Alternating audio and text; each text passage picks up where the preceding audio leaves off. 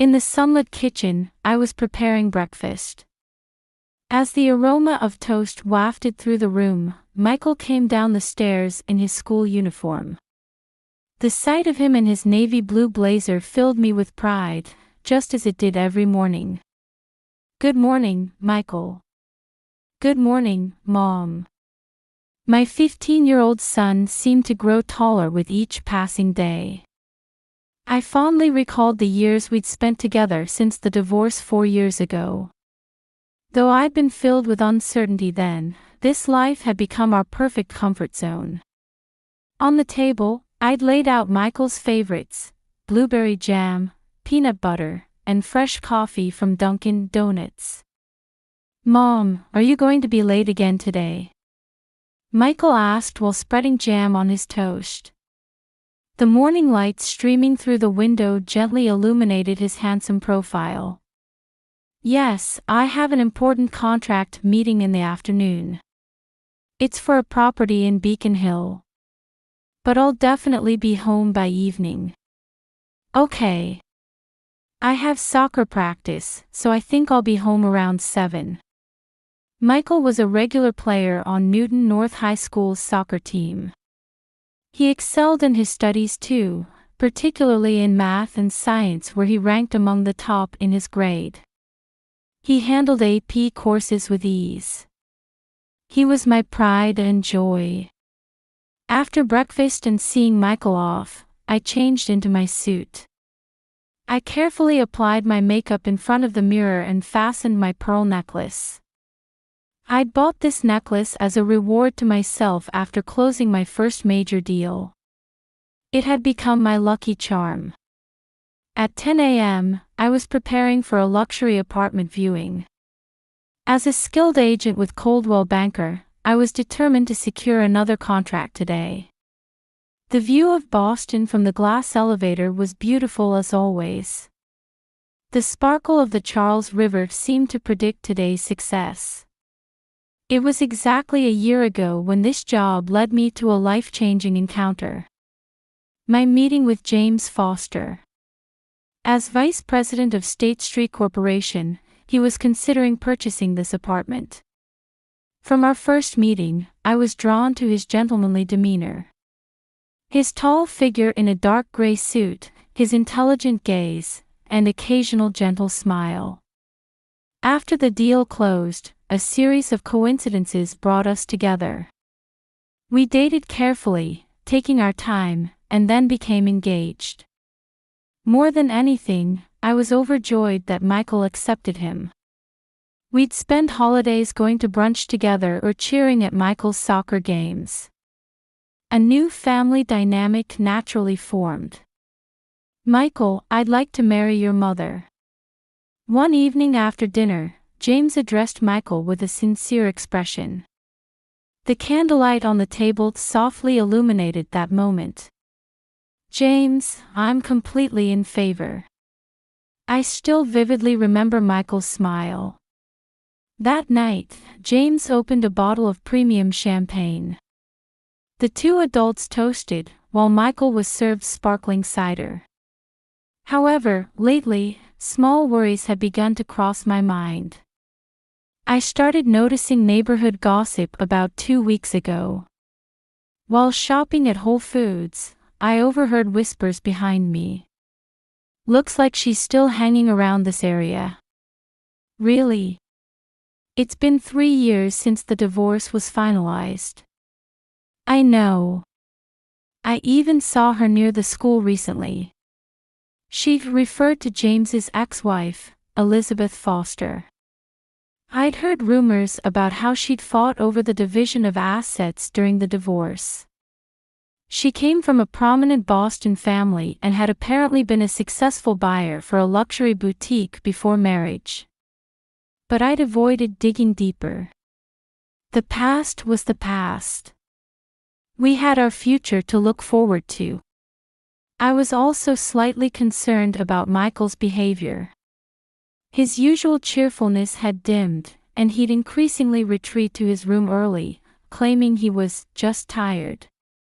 I thought it might be typical teenage phase, but I'd noticed his hands trembling slightly while holding chopsticks at dinner. Yet when I asked, he'd just brush it off with a smile, saying, "I'm fine." That afternoon at 5 p.m., I was in the middle of an important contract negotiation at a luxury apartment in Back Bay. Just as I was about to get the final signature, my phone rang. It was the police. A stern voice reached my anxious ears. "Mrs. Wilson, please come to the station immediately regarding your son." My hands trembled. Did Michael do something? The detective responded matter-of-factly to my distressed voice. "We'll discuss the details at the station." I interrupted the negotiation, apologizing profusely, and rushed to the police station. The police station at dusk cast an ominous shadow. The gray building, illuminated by the setting sun, loomed intimidatingly before me. Still in my business suit from the interrupted meeting, I hadn't even had time to change my heels. After parking, I hurried toward the entrance. I could feel my heart racing. "Michael." Calling my son's name, I ran up the stairs. Checking my smartphone, I saw 40 minutes had passed since the call. I noticed the stares of other parents. To need police assistance in this upscale neighborhood. But now wasn't the time to worry about such things. As I opened the heavy glass doors, a blast of cold air conditioning brushed my cheeks. Under the harsh fluorescent lights, uniformed officers bustled about. The sound of my heels echoed oddly as I rushed to the reception counter. My clutch bag felt slippery with sweat. "Mrs. Wilson. We've been expecting you. Please show your identification." The receptionist spoke in an official tone while tightening her pale pink lips. I pulled out my driver's license with trembling hands. The tension typical of police stations enveloped my entire body. "Verified. Detective Morrison will be handling your case. This way, please." We proceeded down a long hallway. Posters about juvenile delinquency prevention lined the walls. To think my son would be in such a place. My throat tightened at the thought. "The mother has arrived." Following the detective's voice, the interrogation room door opened. The sight before me nearly stopped my heart. Michael sat hunched in a small chair, still in his uniform, face pale, hands clasped tightly on his knees. His usually dignified expression was gone, replaced by childlike trembling. His tie was crooked, his blazer wrinkled. "Michael." When I called his name, he slowly raised his head. Tear-filled eyes met mine. Dark circles had begun forming under his eyes. How frightened he must have been. "Mom. I didn't do anything." His voice trembled. Looking into my son's desperately pleading eyes, I saw no lie. This was my child whom I'd lived with for 15 years. He couldn't be lying. "It's okay, I'm here with you." I sat next to Michael and placed my hand on his shoulder. I could feel his body trembling slightly. Through his uniform fabric, I felt cold sweat. "Mrs. Wilson." Detective Morrison sat across the table. He appeared to be around 45, with a gentle expression but sharp eyes. The deep wrinkles on his forehead suggested years of experience. On the desk were neatly arranged files and a laptop. "Thank you for coming despite your busy schedule. I need to explain an important matter concerning your son." The detective began speaking in a polite tone. His voice carried a fatherly warmth. However, his next words felt cold. "This afternoon, your son was allegedly involved in a shoplifting incident at the Whole Foods market in Newton District. I'd like you to view the security camera footage. The laptop screen was turned toward us. A black and white video began playing. Inside the upscale supermarket. The timestamp showed June 3, 1630. My chest tightened. At that time, surely Michael was. The footage showed a boy who looked exactly like Michael. Same height, build. Even wearing a uniform identical to what Michael had on today. The boy picked up a luxury brand wallet, checked his surroundings, and smoothly slipped it into his blazer's inner pocket. The movement was so natural, as if planned.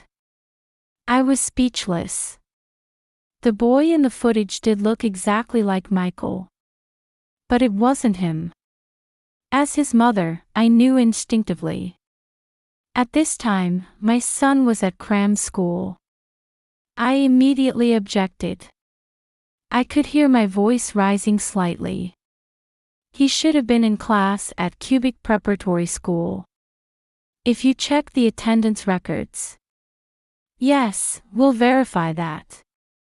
Detective Morrison responded calmly. The sound of his note-taking echoed in the quiet room. However, his next words fell heavily. However, the characteristics of the person in the security footage are remarkably similar. Height, build, uniform, even the uniform worn that day matches. The detective paused the video and pointed to an enlarged section.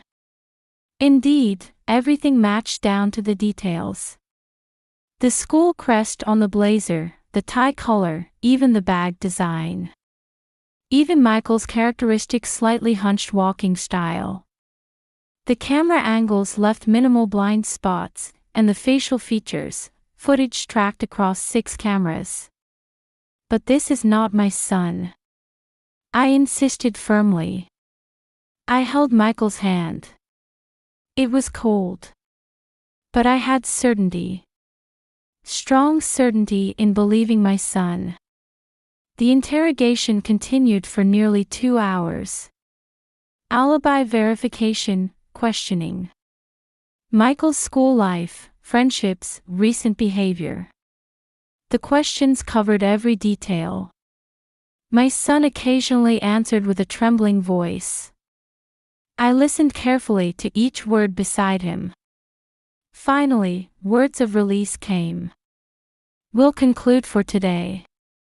However, we request your continued cooperation with the investigation. We may contact you if new information emerges in the coming days. When we left the station, the sun had completely set. The early summer breeze gently caressed our tired bodies. On the way to the parking lot, Michael grabbed my sleeve. Mom, will everyone at school find out? His voice trembled. He must be worried about rumors at school. For a child his age, that could be a matter of life and death.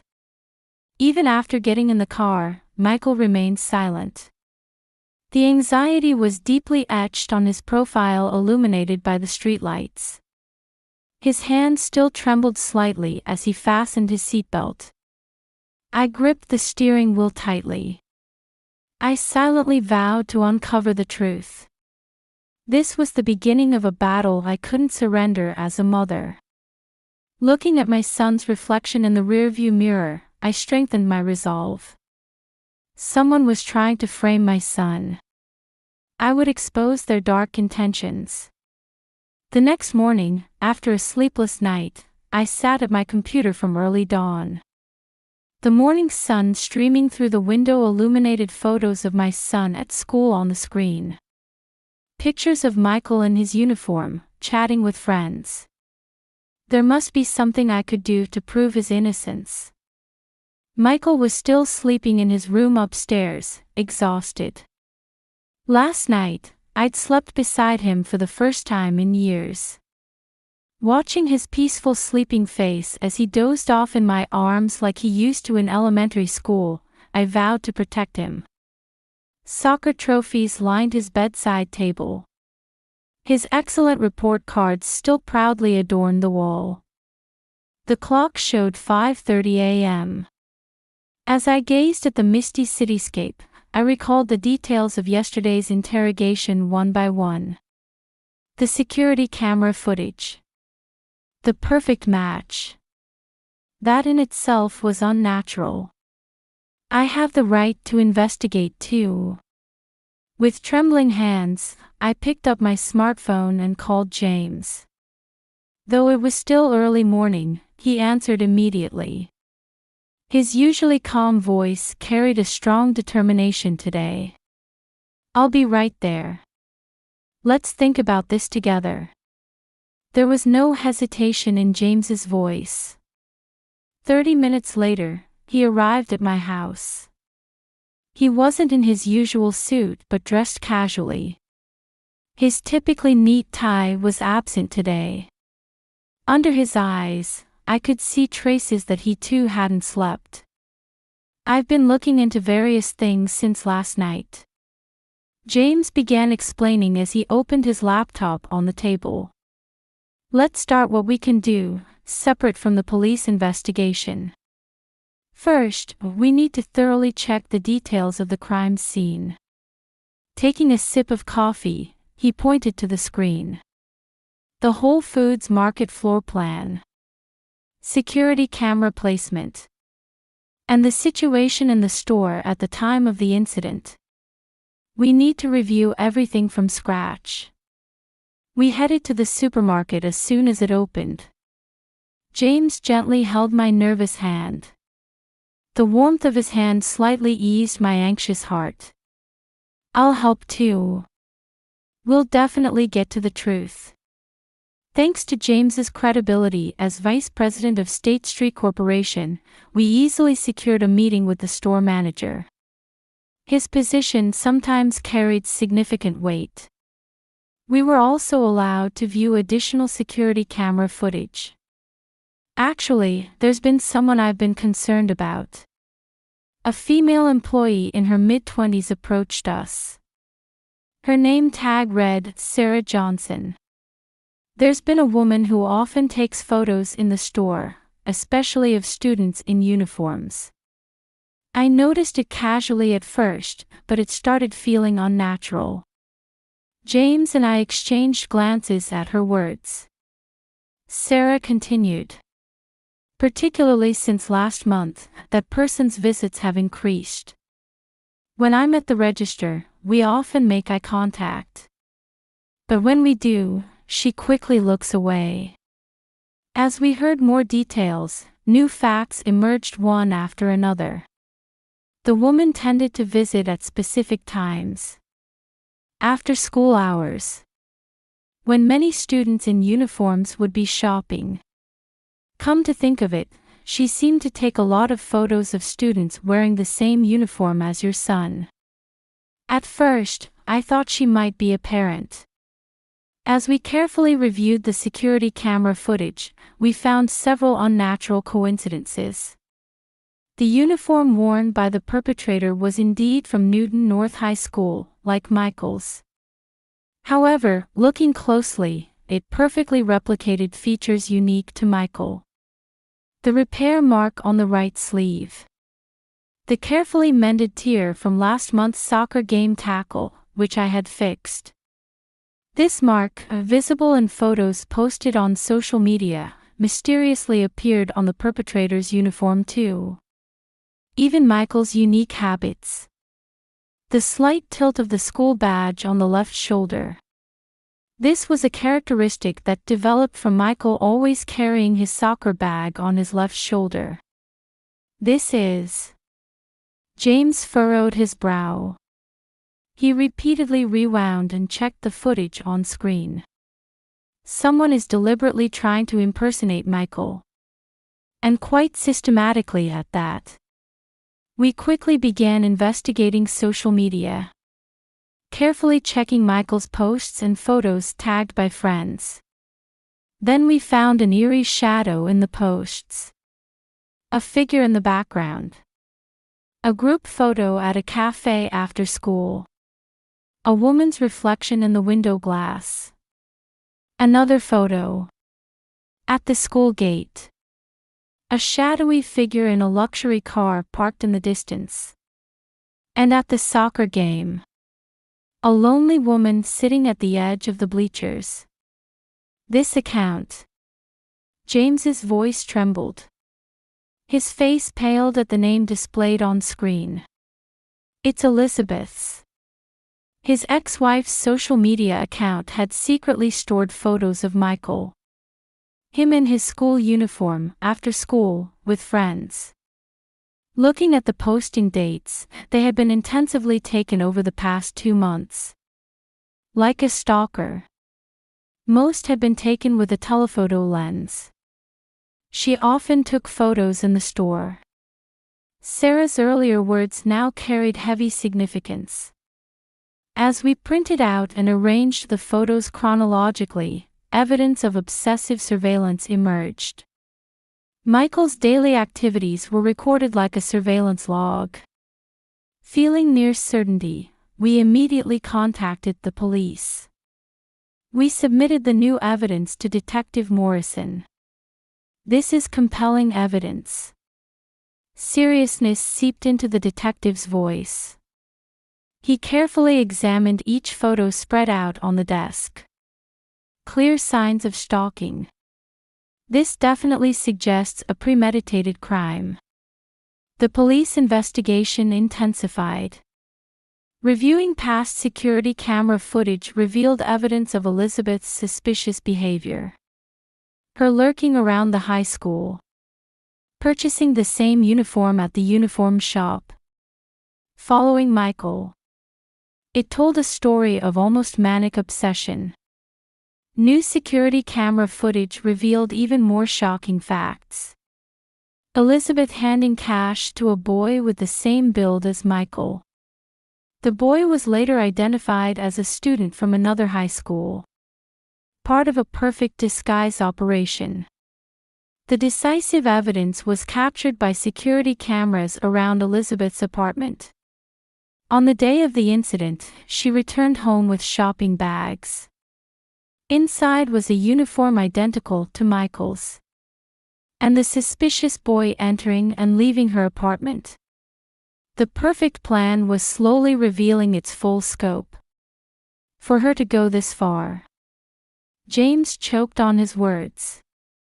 Deep sadness and confusion showed at his former wife's actions.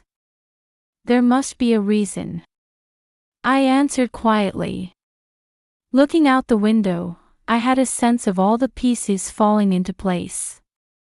Detective Morrison's voice echoed in the quiet interrogation room as he presented the decisive evidence. She lost considerable assets in the divorce with Mr. Foster. The detective carefully turned pages, unraveling Elizabeth's past. According to the Boston Herald, until 2019, she was active in high society as a celebrity. She was also highly regarded as a buyer for luxury brands. The article showed a photo from a glamorous party. Elizabeth in an elegant designer dress, wearing a graceful smile. However, that radiance changed completely after her divorce from James. According to divorce settlement records, she lost over 95% of her assets.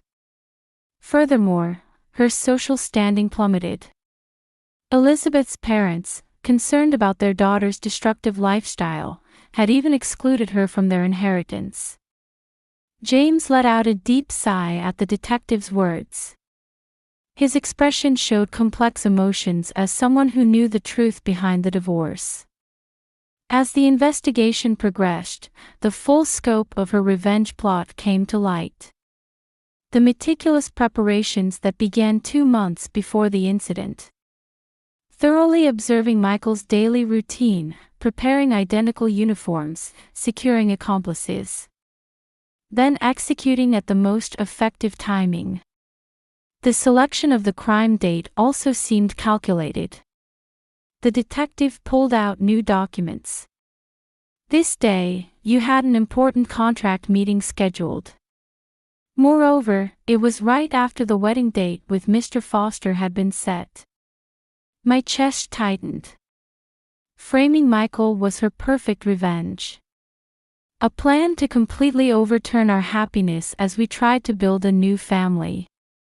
What's more, the target was an innocent 15-year-old boy. The search of Elizabeth's apartment took place on a rainy morning. A room in an old apartment building, far from the luxury residential area. A place unimaginable from her former glamorous lifestyle. When the entrance door opened, we were stunned. The entire wall was covered with photos of Michael. Him at school, after school, with friends. Hundreds of photos arranged meticulously like observation records. Next to them were photos of James and me. Our happy expressions marked with red X's. This will be decisive evidence. Detective Morrison pointed to a diary found on the desk. An expensive leather-bound diary. Probably a remnant from her days of glory. Inside were incredibly detailed plans. There were also detailed maps showing Michael's behavior patterns, and even James's and my schedules. Everything had been perfectly calculated. On the last page of the diary, there was a single line written in distorted handwriting. Your happy family game ends here. The arrest was made that afternoon. Elizabeth was returning from her weekend yoga class in the upscale neighborhood. Still maintaining an elegant appearance with her silk scarf.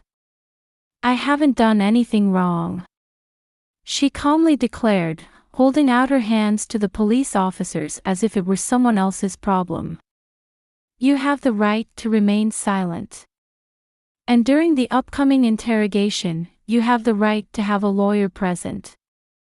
Elizabeth smiled, interrupting the detective's words. Her expression showed no sign of regret.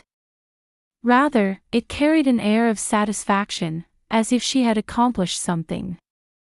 The news of her arrest sent shockwaves through the community. A despicable revenge plot by a daughter of a prestigious Boston family. All newspapers reported it simultaneously, leaving local residents speechless. That elegant Mrs. Foster. She was always so polite. But lately, she had been acting strange. Neighborhood housewives' gossip whispered on street corners. However, our battle wasn't over yet. Later, Elizabeth's lawyer proposed a settlement. An offer to resolve things quietly in exchange for a substantial settlement amount. Probably her parents' wish to avoid scandal. We will pay $1 million. This could also serve as your son's future education fund. I immediately refused, slamming my hand on the table, the sound echoing through the conference room. My son's honor cannot be bought with money. Caroline's determination was firm. The decision to pursue criminal charges wasn't from mere vindictiveness. It was a decision to prevent similar victims in the future. And above all, it was a crucial matter affecting Michael's life. In court testimony, Elizabeth tried to justify her actions until the end. They took everything from me. They don't deserve to be happy. However, the evidence was clear. A premeditated crime. The despicable means of using a minor. And the selfish nature of the motive. The verdict came as autumn deepened. Elizabeth received a suspended prison sentence and was ordered to undergo psychiatric treatment. After all the truth came to light, an explanation meeting was held at school. Students and parents gathered in the auditorium.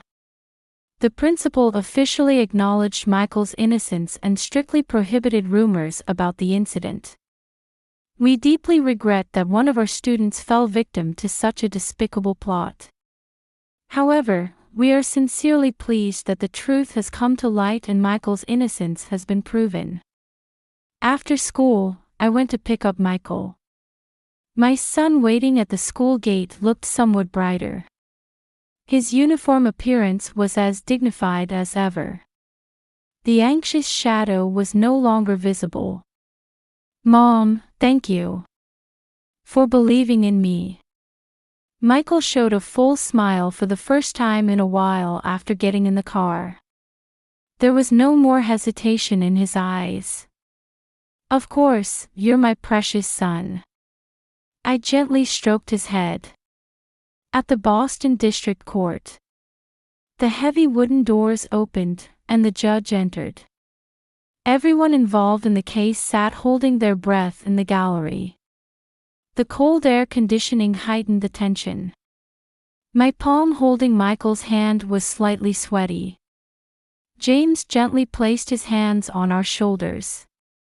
"The defendant is sentenced to 2 years in prison, suspended for 4 years. The judge's voice solemnly echoed. Though stern in his black robe, his eyes showed a hint of mercy.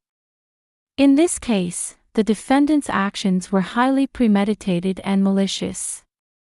However, considering the results of the psychiatric evaluation, it was deemed appropriate to provide an opportunity for rehabilitation.